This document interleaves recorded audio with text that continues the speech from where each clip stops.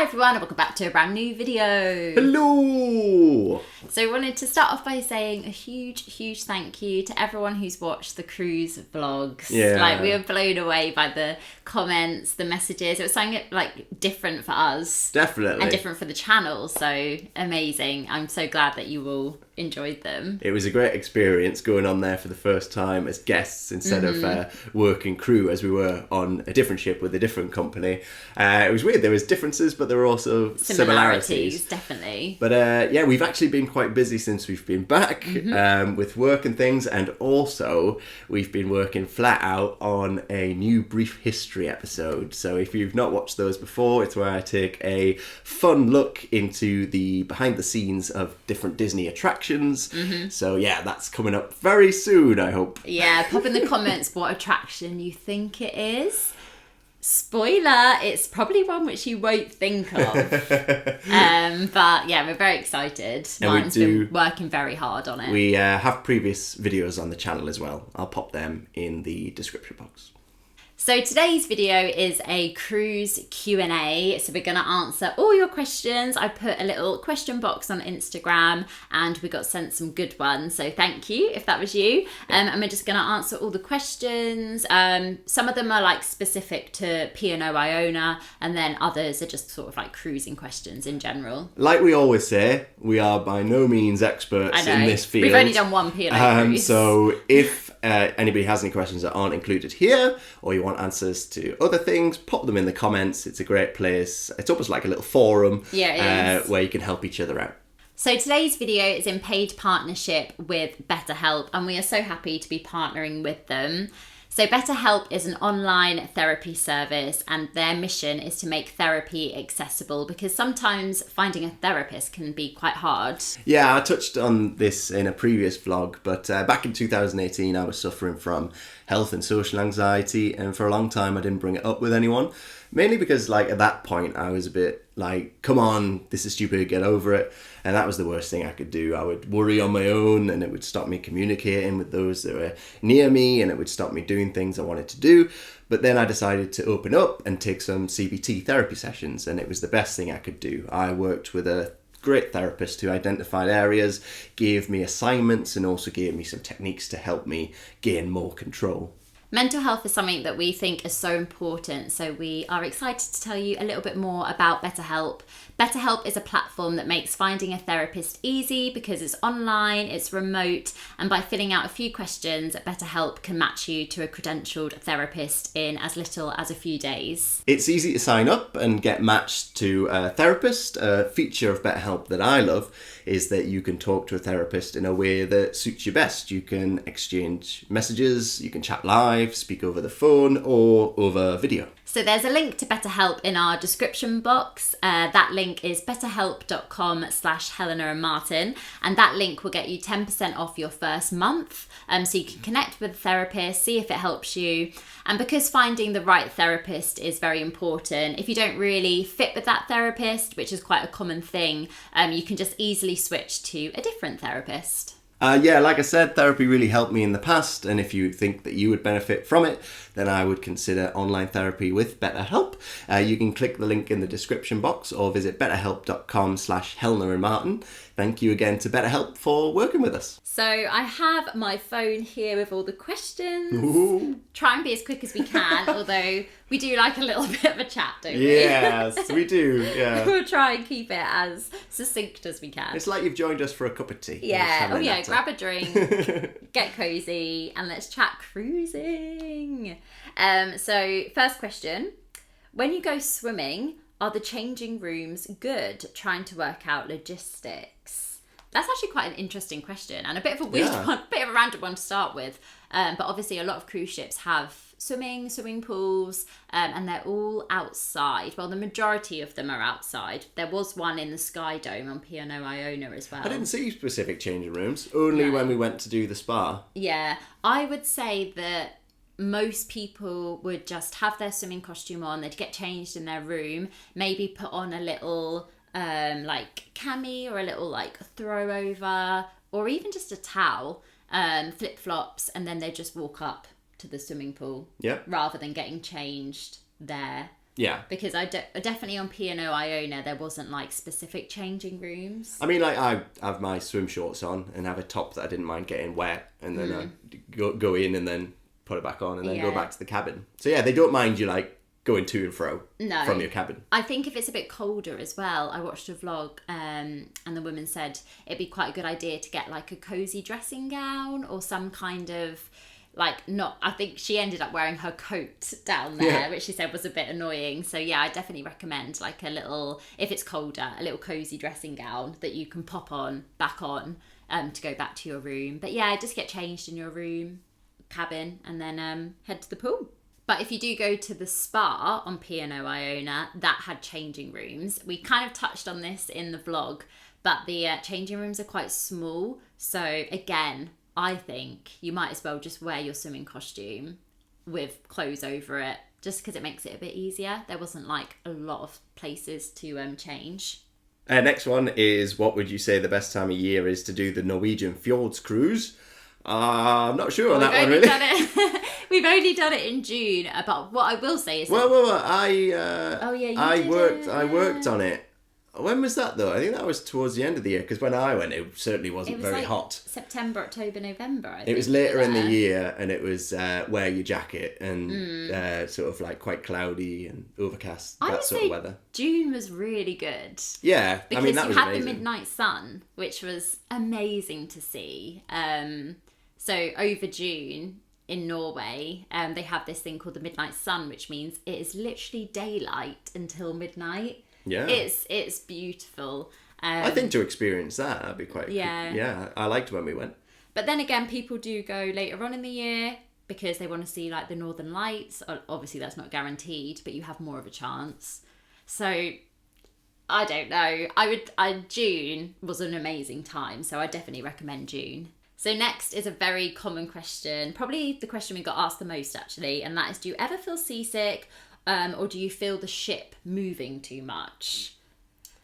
Personally, we don't get seasick unless it's really, really rocky. Sometimes I don't suffer from seasickness. If it's really rocky, your head can sometimes be, I don't know, it's not dizziness, but it's just, I don't know, you get a little bit of a feeling. Yeah, it's really difficult to say because everyone's so different.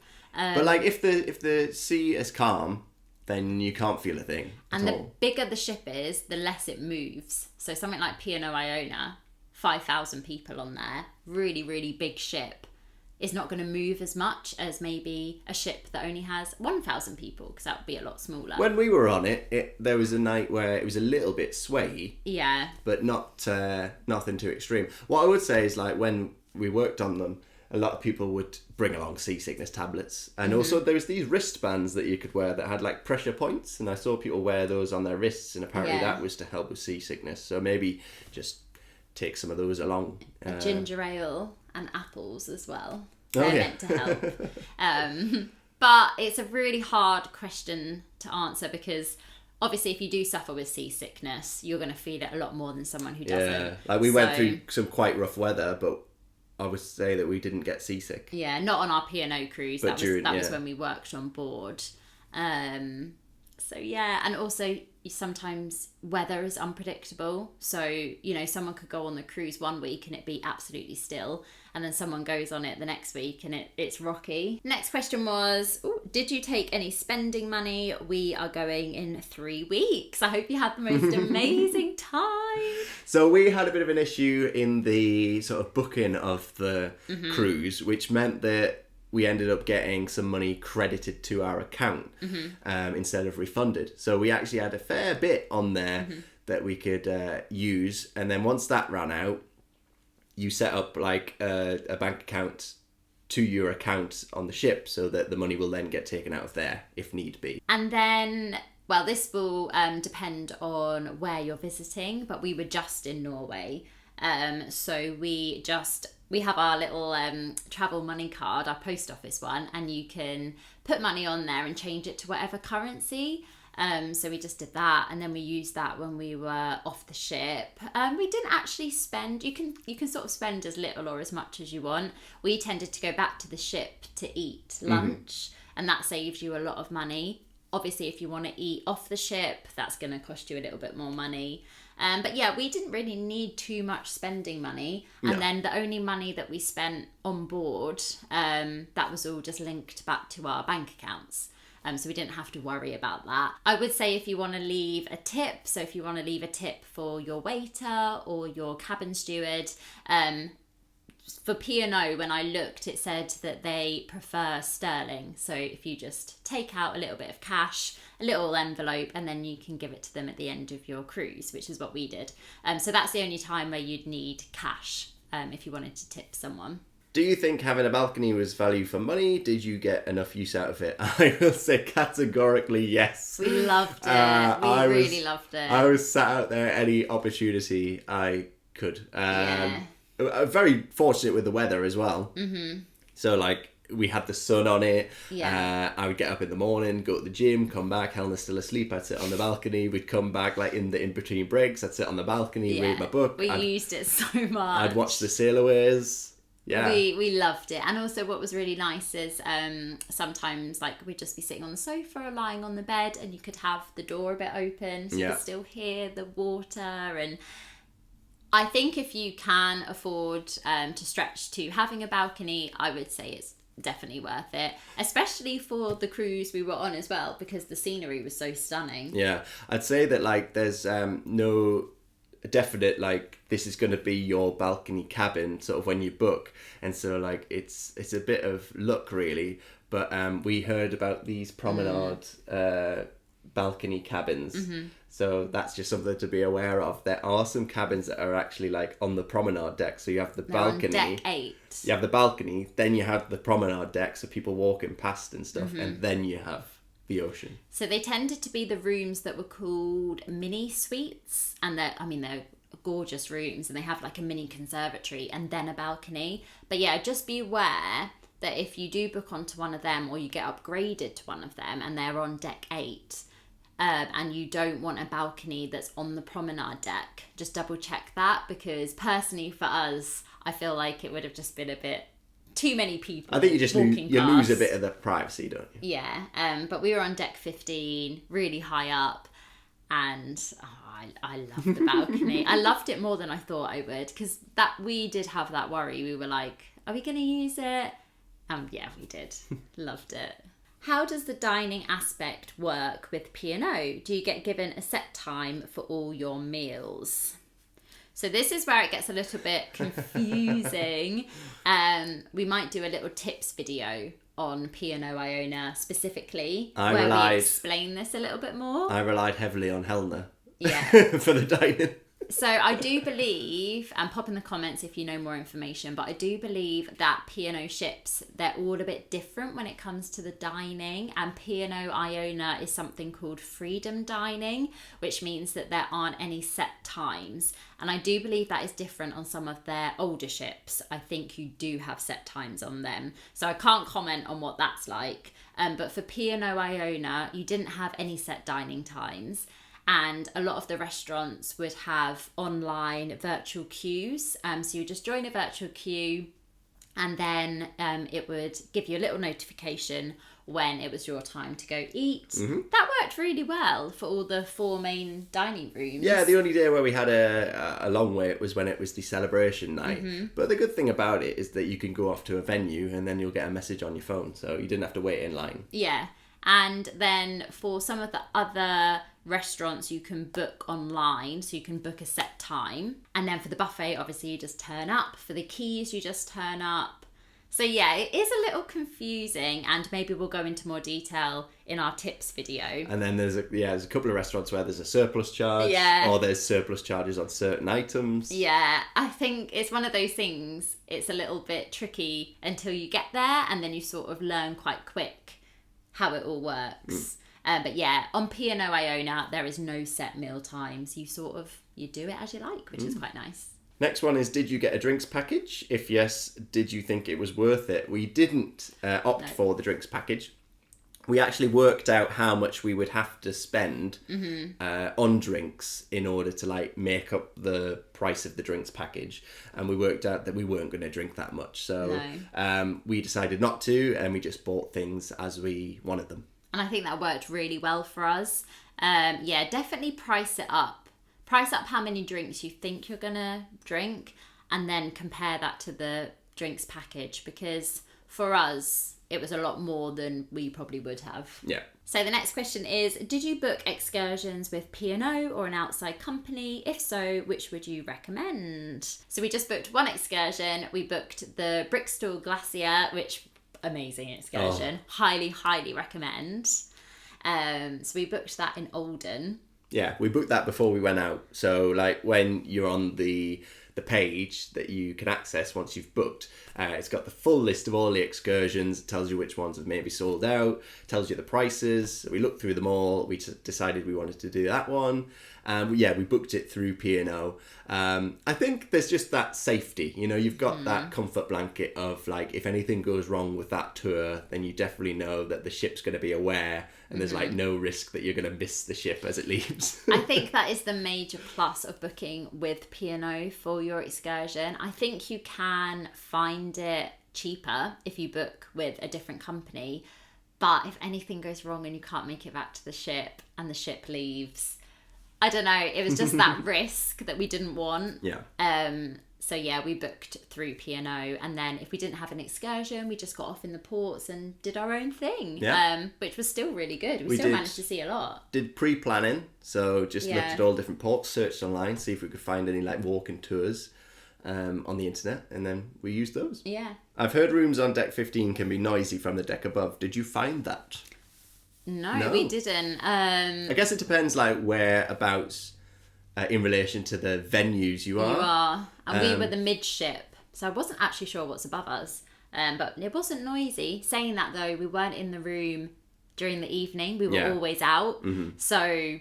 like when the main entertainment was happening. Yeah. We rarely went back to the room before midnight. Yeah. So I don't know whether we just missed it. I think you could hear the odd thing from like the cabins next door. Yeah. But really nothing major. No, not noisy at all. Next is, did you get the Wi-Fi package? If so, was it worth it? So we didn't get the Wi-Fi package, but we did purchase the Wi-Fi for Sea Days.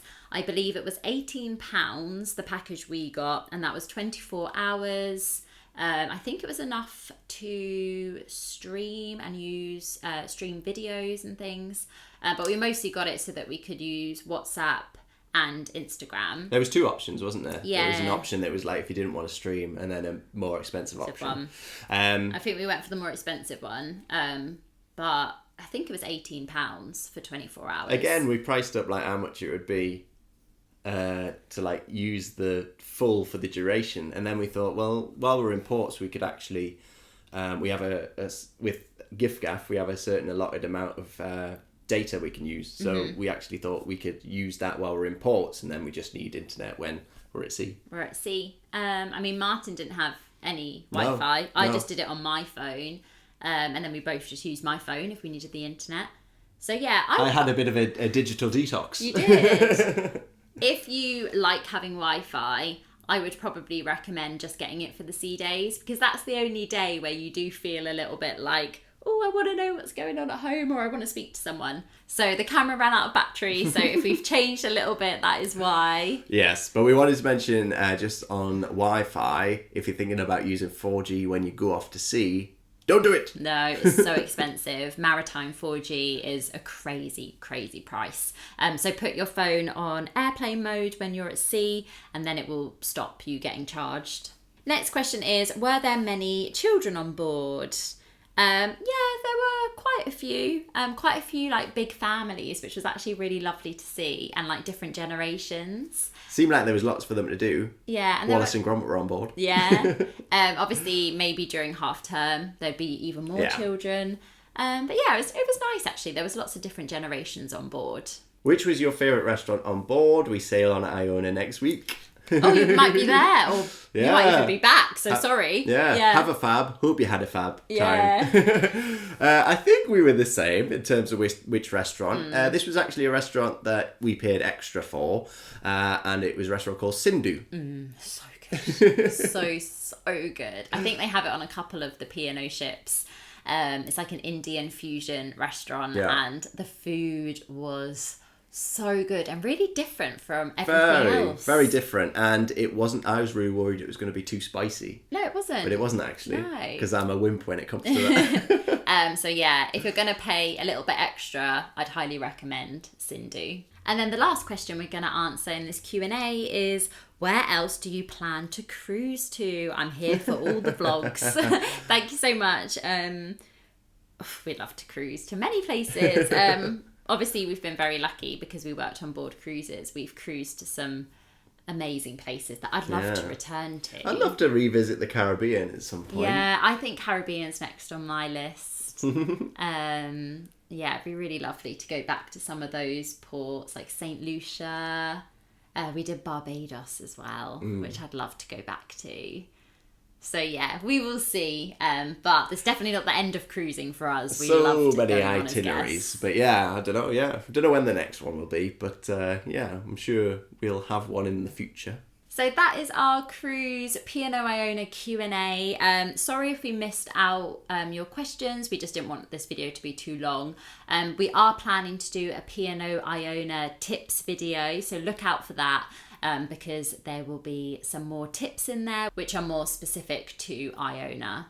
But I hope you enjoyed that. Hope it was helpful if you are planning a trip. So thank you so much for watching, and we will see you in the next one. If you've liked this one, hit the like button and also subscribe. Bye! Toodle Pipski! I'll be your light.